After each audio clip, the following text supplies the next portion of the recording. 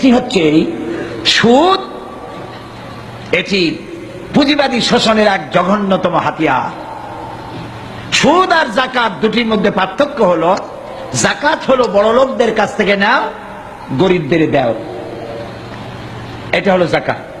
আর সুদ হলো গরিবদের কাছ থেকে নাও, ধনীদের দাও। দুইটা কি একরকম? সুদী অর্থ ব্যবস্থা দিয়ে গরিবরা আরো গরিব হয়, ধনীরা আরো ধনী হয়, এটাই হলো সুদ। এখন আল্লাহ কি বলছেন? আল্লাহ তাআলা বলছেন ওয়াহাল্লাল্লাহুল বাইআ ওয়া হাররামার রিবা, আমি ব্যবসাকে করেছি হালাল, সুদকে করেছি হারাম। কে বলতেছেন? আল্লাহ তাআলা। এখন সুদ যদি বন্ধ করে দেওয়া হয়, সমস্ত ব্যাংক থেকে সুদগুলি বন্ধ হয়ে গেল, তাহলে উপকার পাবে শুধু মুসলমানে না হিন্দুরাও পাবে? পাবে কিনা?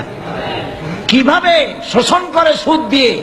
এই যে বিভিন্ন এনজিও আছেন আমাদের দেশে, ব্যাংকও আছে, এনজিও আছে, তারা সুদি কারবার করে।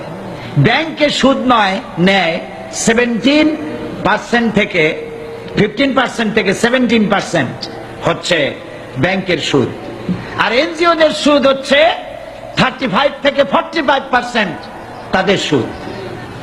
এই যে সুদ তারা নিল, ধরুন একজন গরিব মানুষ, সে হালের বলদ কেনার জন্য অথবা জমিনের সার আর বীজ কেনার জন্য ব্যাংক থেকে লোন নিয়েছে।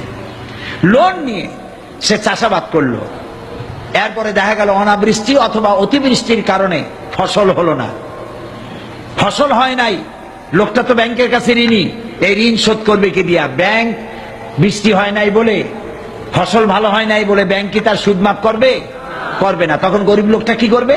তার বইয়ের সোনার শেষ বালা, শেষ চুরি গাছা, মায়ের চুরি গাছা, হালের বলদ জোড়া বিক্রি করে সুদের টাকা পরিশোধ করতে হবে, ঠিক কিনা? তাহলে গরিবের টাকা ব্যাংকে জমা হলো, ব্যাংকে টাকা রাখছিল কারা? কর না কেন?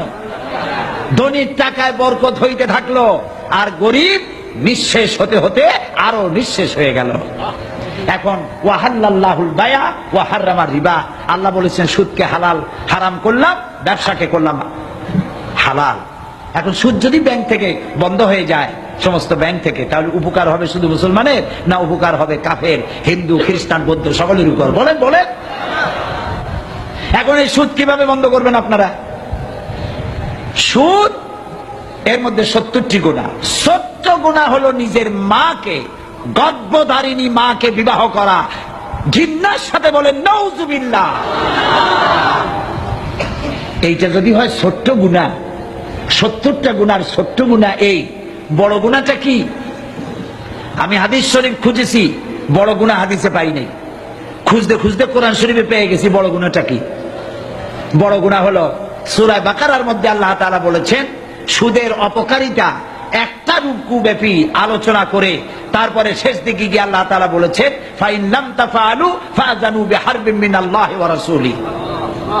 এই সুদকে যদি ছেড়ে না দাও, তাহলে আল্লাহ এবং রাসূলের বিরুদ্ধে, আল্লাহ এবং রাসূলের পক্ষ থেকে যুদ্ধের ঘোষণা রইল। পারবা আল্লাহ এবং রাসূলের সাথে যুদ্ধ করতে?